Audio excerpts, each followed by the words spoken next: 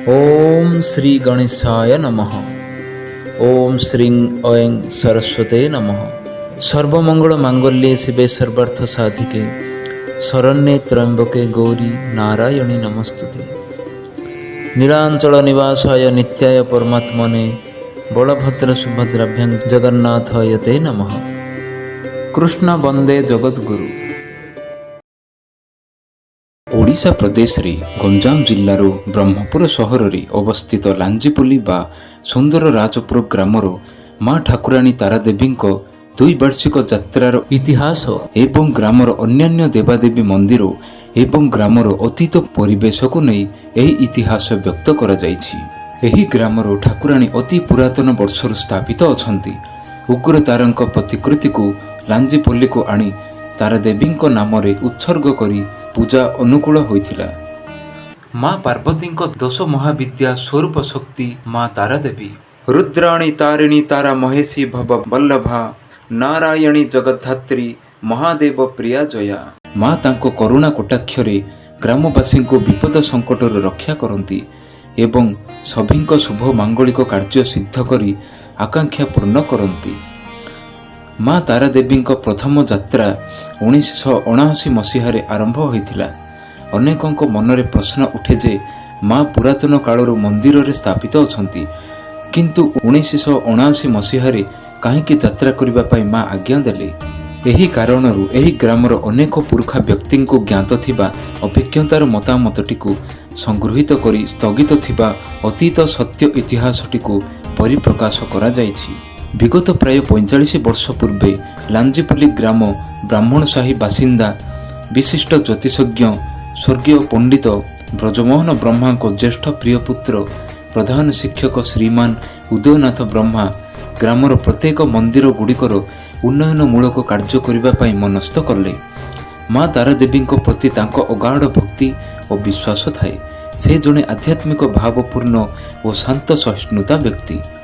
समय चक्रर कौन से विभ्रांत परिस्थिति को से माँ को ठारे समर्पित करती, किंतु कहाठारे क्रोध प्रकाश बा युक्ति संघर्ष द्वारा कहा मनरे क्लेश दियंती नहीं। तेणु से मातृ परिवार बंधुवर्ग और ग्रामवासी श्रद्धा और स्नेहर पात्र अटंती। पुण्य कार्य नहीं मनस्थ करने पूर्व सुकृतरु निर्धारित होता है। एही ग्रामर मुख्य व्यक्ति स्वर्गत जगन्नाथ सिंह देव एवं रघुनाथ सिंह देव एवं ग्रामर स्वर्गत दिवाकर साबत एवं रंकनिधि साबतों सह आलोचना करी श्री उदयनाथ ब्रह्मा सिद्धांत नेले जे से माँ तारादेवी पुरातन मंदिर को पुनः निर्माण करी बृहत करबा पई एवं ग्राम अंतर्भुक्त रघुनाथ मंदिर को पुनः नूतन निर्माण करबा निमंते केते जन उत्साही ग्राम बासिंदा युवकों साहाय्य एवं सहयोग नहीं निर्माण कार्य आरंभ कले एवं श्री उदयनाथ ब्रह्मा सह संपृक्त थिले स्वर्गीय दिवाकर साबत एवं स्वर्गीय रंकनिधि साबत। एही माने निजर संचित अर्थ को खर्चांत द्वारा एवं अर्थ सामर्थिक व्यक्ति अर्थ विनियोग द्वारा एवं सरकार तरफरू निवेदित अर्थ आदाय द्वारा मंदिर दुईटी पुनः निर्माण करागला। माँ तारादेवी मंदिर चतुर्पार्श्वरे 10 महाविद्या मूर्ति सह शीतला देवी मूर्ति एवं द्वार सम्मुखरे नवग्रह समेत बृहत सिंहद्वार एवं माँ वृंदावती मूर्ति निर्माण करा जायथिला।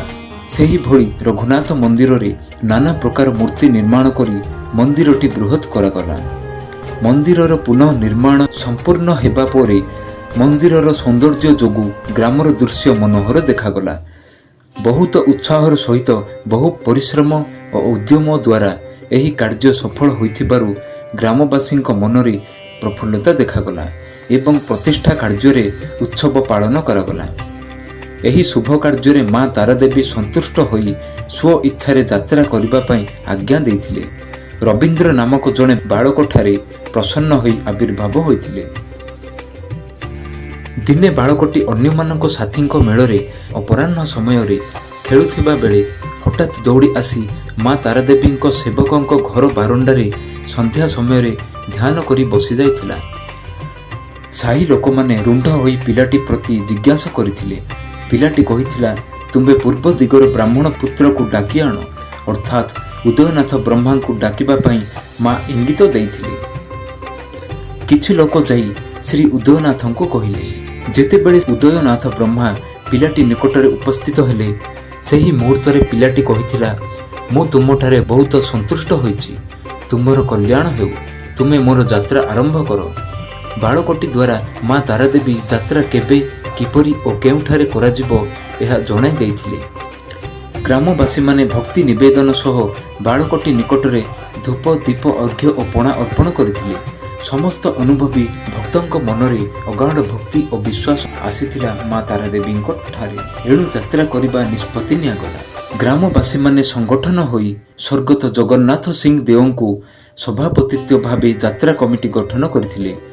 ଶ୍ରୀମାନ ଉଦୟନାଥ ବ୍ରହ୍ମା ଏବଂ ସ୍ୱର୍ଗତ ଦିବାକର ସାବତ ଥିଲେ ଯାତ୍ରାର ପରିଚାଳକ ଏବଂ ସ୍ୱର୍ଗତ ବ୍ରଜମୋହନ ବ୍ରହ୍ମାଙ୍କ ଦ୍ୱିତୀୟ ପ୍ରିୟପୁତ୍ର ଚକବନ୍ଦୀ ଅଫିସର ସ୍ୱର୍ଗୀୟ ସୁରେନ୍ଦ୍ରନାଥ ବ୍ରହ୍ମା ଥିଲେ ଯାତ୍ରାର ଉପଦେଷ୍ଟା।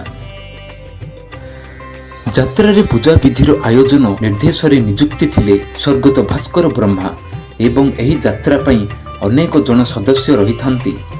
ସ୍ୱର୍ଗତ ଜଗନ୍ନାଥ ସିଂ ଦେଓଙ୍କ ଜ୍ୟେଷ୍ଠ ଭ୍ରାତା ସ୍ୱର୍ଗତ ଶ୍ରୀ ରଘୁନାଥ ସିଂ ଦେଓ ଥିଲେ ମା ତାରାଦେବୀଙ୍କ ନିମନ୍ତେ ଜଣେ ମନ୍ତ୍ରସିଦ୍ଧକ ଭକ୍ତ ଏବଂ ଶ୍ରୀମାନ ସୁରେନ୍ଦ୍ରନାଥ ବ୍ରହ୍ମା ଥିଲେ ସାତ୍ୱିକ ଭାବୁକା ଜଣେ ଦୈବୀ ଶକ୍ତି ସମ୍ପନ୍ନ ସିଦ୍ଧ ସାଧକ। ଏହିମାନେ ଯାତ୍ରା ନିମନ୍ତେ ମାଙ୍କୁ ଆବାହନ କରୁଥିଲେ।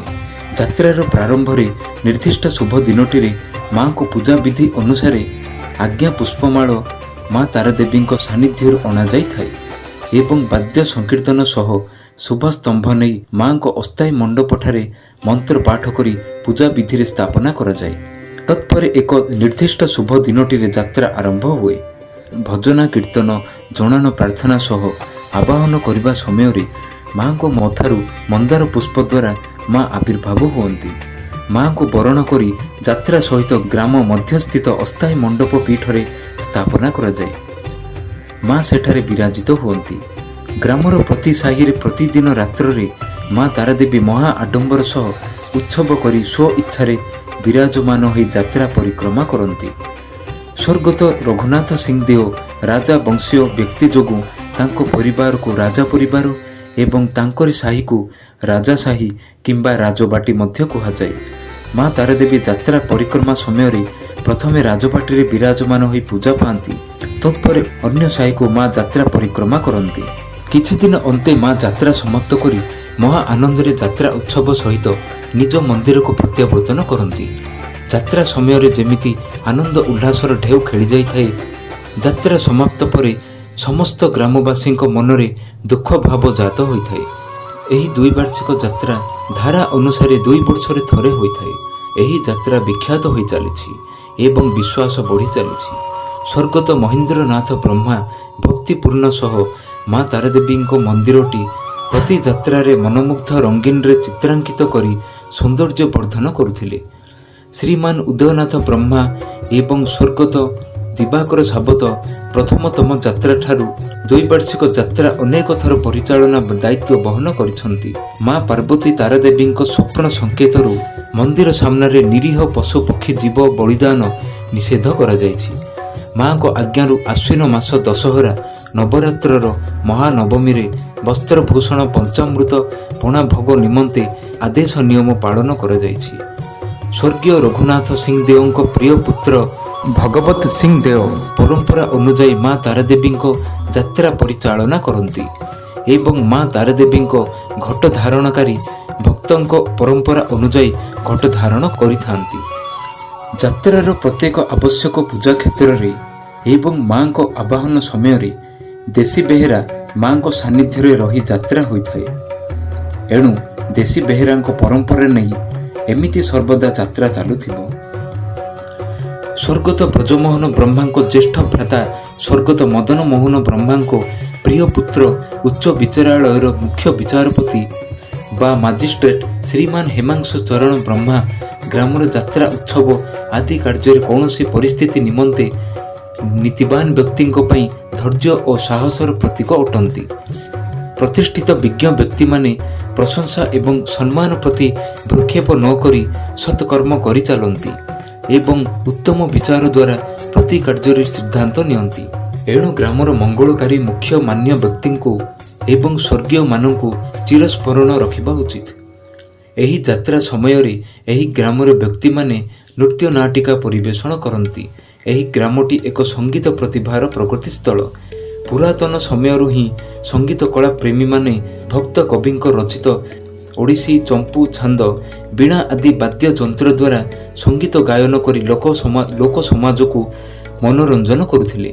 ତତ୍ପରେ ମା ତାରାଦେବୀଙ୍କ କୃପା ଦୃଷ୍ଟିରୁ ଏହି ଗ୍ରାମର ଯୁବକ ସଂଘ ସଂଗଠିତ ହୋଇ ଅନେକ ପୌରାଣିକ ନାଟ୍ୟ, ଥିଏଟର ପରିବେଷଣ କରି ଆସିଛନ୍ତି। ଶ୍ରୀମାନ ନରେନ୍ଦ୍ରନାଥ ବ୍ରହ୍ମା ଏହି ସଙ୍ଗୀତ ସ୍ଥଳର ନିର୍ଦ୍ଦେଶକ ଥିଲେ। ସେ କିଶୋର ସମୟରୁ ହିଁ ସଙ୍ଗୀତରେ ପାରଙ୍ଗମ ଥିଲେ। ଅଭିନୟର ପ୍ରଦର୍ଶନ ସହ ଶିକ୍ଷା ଦେବା ଦ୍ୱାରା ଗ୍ରାମବାସୀଙ୍କ ଏକତା ମନ ଗଠନ କରୁଥିଲେ ଏବଂ ଶ୍ରୀ କାହ୍ନୁଚରଣ ଚୌଧୁରୀ ସଙ୍ଗୀତ ଶିକ୍ଷାରେ ଉତ୍ତୀର୍ଣ୍ଣ ହୋଇ ସଙ୍ଗୀତ ସ୍ଥଳର ନିର୍ଦ୍ଦେଶକ ହେଲେ। ସ୍ୱର୍ଗତ ଜଗନ୍ନାଥ ସିଂଦେଓ ଏବଂ ମାନ୍ୟ ବ୍ୟକ୍ତିମାନେ ଏହି କଳା ପ୍ରତିଭାରେ ମୁଗ୍ଧ ହୋଇ ଅଭିନନ୍ଦନ ସହ ଏହି କଳା ସଂସ୍କୃତିକୁ ପୁରସ୍କୃତ କରୁଥିଲେ। ମା ତାରାଦେବୀଙ୍କ କଲ୍ୟାଣରୁ ସବୁ ସମ୍ଭବ ହୋଇଥାଏ। ସୁଗନ୍ଧିତ ପୁଷ୍ପ ବଗିଚାର ମହକ ପ୍ରବାହିତରେ ମଜ୍ଜି ଯାଇଥିବା ନିଜ ଗ୍ରାମର ଅତୀତ ସମୟର ଅନୁଭୂତିଟି କେବଳ ସ୍ମୃତିକୁ ନେଇ ପ୍ରଫୁଲ୍ଲିତ ହେବା ବ୍ୟତୀତ ପୁଣି ସେହି ଦିନଟି କେବେ ଫେରି ଆସେନା। ଏହି ଲାଞ୍ଜିପଲ୍ଲୀ ଗ୍ରାମରେ ବହୁ ବର୍ଷ ପୂର୍ବରୁ ଭଗବତ ଗୀତା ପ୍ରବଚକମାନଙ୍କୁ ଆମନ୍ତ୍ରଣ କରି ଶ୍ରୀ ରଘୁନାଥ ମନ୍ଦିର ସମ୍ମୁଖ ମଣ୍ଡପରେ ଭଗବତ ଗୀତା ପ୍ରବଚନ ଅନୁଷ୍ଠିତ ହେଉଥିଲା। ଶ୍ରୀମଦ୍ ଭଗବତ ଗୀତା ବିଶ୍ୱରେ ଏକମାତ୍ର ଗ୍ରନ୍ଥ ଯାହାର ଜନ୍ମ ଜୟନ୍ତୀ ପାଳନ କରାଯାଏ। ଗୀତା ଜୟନ୍ତୀ ପାଳନ ପ୍ରକ୍ରିୟା ସାପ୍ତାହିକ ପାଠଚକ୍ର ପ୍ରାରମ୍ଭ ହୋଇ ଅନବଚ୍ଛିନ୍ନ ଭାବେ ଅଦ୍ୟାବଧି ପାଳନ କରାଯାଉଛି।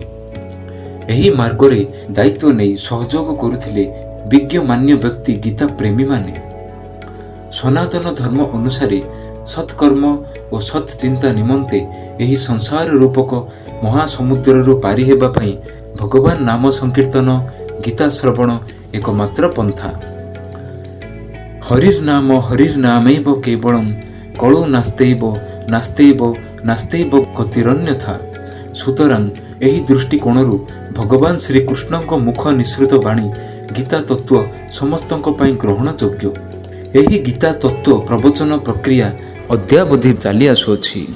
ଏହି ଗ୍ରାମର ଶେଷ ଭାଗରେ ମହାଦେବ ମନ୍ଦିରରେ ମହାଦେବ ପ୍ରତ୍ୟକ୍ଷ ବିଦ୍ୟମାନ। ଶିବ ସତ୍ୟର ଅନୁଭୂତି ସମସ୍ତଙ୍କଠାରେ ପ୍ରମାଣିତ ହୋଇଛି। ଶୀତଳ ଷଷ୍ଠୀ ଯାତ୍ରା ଶିବ ବିବାହ ଉତ୍ସବରେ ଶିବ ପାର୍ବତୀ ଗ୍ରାମ ଭ୍ରମଣ କରନ୍ତି। ମହାଶିବରାତ୍ର ମଧ୍ୟ ପାଳନ କରାଯାଏ। ଶ୍ରୀରାମଙ୍କ ମନ୍ଦିରକୁ ନେଇ ସ୍ଥାନର ପରିବେଶଟି ଯେପରି ରାମ ରାଜ୍ୟର ଶୋଭା ଅନୁଭୂତି ହୁଏ। ଶ୍ରୀ ରାମନବମୀ, ସୀତା ବିବାହ ଏବଂ ଶ୍ରୀରାମ ଅଭିଷେକ ଉତ୍ସବ ଯାତ୍ରା ସହ ମହା ଆଡମ୍ବରରେ ଶ୍ରୀରାମ ଭଗବାନ ଗ୍ରାମ ପରିକ୍ରମା କରନ୍ତି ଏବଂ ଅନ୍ୟ ଏକ ସ୍ଥାନରେ ରାଧାକୃଷ୍ଣଙ୍କ ମନ୍ଦିରରେ ଭଗବାନ ବିଦ୍ୟମାନ ଅଛନ୍ତି। ଏହି ସ୍ଥାନର ପରିବେଶ ଯେପରି ବୃନ୍ଦାବନ ଭଳି ଅନୁଭୂତି ହୁଏ। ଫଗୁଯାତ୍ରା, ଜନ୍ମାଷ୍ଟମୀ, ରୁକ୍ମିଣୀ ବିବାହ, ରାଧାଷ୍ଟମୀ ଇତ୍ୟାଦି ଉତ୍ସବ ପାଳନ କରାଯାଏ ଏବଂ ରାଧା ଗୋବିନ୍ଦ ଗ୍ରାମ ଉତ୍ସବ ସହିତ ପରିକ୍ରମା କରନ୍ତି। ଏହି ଗ୍ରାମର ଆଉ ଏକ ମଧ୍ୟ ଭାଗର ନିର୍ଦ୍ଦିଷ୍ଟ ସ୍ଥାନରେ ଶ୍ରୀ ଜଗନ୍ନାଥ, ବଳଭଦ୍ର, ସୁଭଦ୍ରାଙ୍କ ମନ୍ଦିର ବିଦ୍ୟମାନ। ଏହି ଠାକୁରଙ୍କ ଗୁଣ୍ଡିଚା ଯାତ୍ରା 12 ମାସରେ 13 ପର୍ବ ପୂଜା ଉତ୍ସବ ବିଧି ଅନୁସାରେ ପାଳନ କରାଯାଏ। ଏହି ଗ୍ରାମରେ ତ୍ରିନାଥ ମନ୍ଦିର ଅବସ୍ଥିତ। ଶ୍ରୀ ନୃସିଂହନାଥଙ୍କ ମନ୍ଦିରରେ ନୃସିଂହ ଚତୁର୍ଦ୍ଦଶୀ, ଅକ୍ଷୟ ତୃତୀୟା, ଚନ୍ଦନ ଯାତ୍ରା ଏବଂ ଶ୍ରୀ ନୃସିଂହ ଜନ୍ମ ଉତ୍ସବ ହୋଇଥାଏ।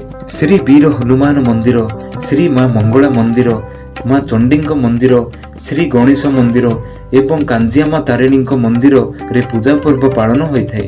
ଗ୍ରାମଦେବୀ ଗୌରୀ ଆମାଙ୍କ ମନ୍ଦିରରେ ଗୌରୀ ମାଙ୍କ ଯାତ୍ରା ହୁଏ। ମା ମହା ଆଡମ୍ବର ସହିତ ଉତ୍ସବରେ ଯାତ୍ରା ସହ ଗ୍ରାମ ପରିକ୍ରମା କରନ୍ତି। ଏହି ଯାତ୍ରାରେ ପ୍ରତିବର୍ଷ ଭକ୍ତ ପ୍ରହ୍ଲାଦଙ୍କ ଚରିତ୍ରରେ ନୃସିଂହନାଥଙ୍କ ଆବିର୍ଭାବ ଭକ୍ତି ମନରେ ଗ୍ରାମବାସୀ ଦର୍ଶନ କରନ୍ତି। ଏହି ସଂସାର ମଧ୍ୟରେ ପଦ୍ମପତ୍ରରେ ଜଳବିନ୍ଦୁ ଭଳି ନିର୍ଲିପ୍ତ ଭାବପୂର୍ଣ୍ଣ ନେଇ ବିଶ୍ୱାସ ସହିତ ଜଗତବାସୀ ଜ୍ୟୋତିର୍ମୟ ପୂର୍ଣ୍ଣ ଦୈବୀ ଶକ୍ତିକୁ ଭକ୍ତି କରିବା ଧର୍ମ ଭାବର ମାର୍ଗ ଅଟେ। ଜୟ ଜଗନ୍ନାଥ, ଜୟ ଜଗନ୍ନାଥ, ଜୟ ଜଗନ୍ନାଥ, ଜୟ ଜୟ ଜଗନ୍ନାଥ। ଜୟ ମା ତାରା ଦେବୀଙ୍କ ଜୟ, ଜୟ ମା ତାରା ଦେବୀଙ୍କ ଜୟ। ସତ୍ୟମେବ ଜୟତେ।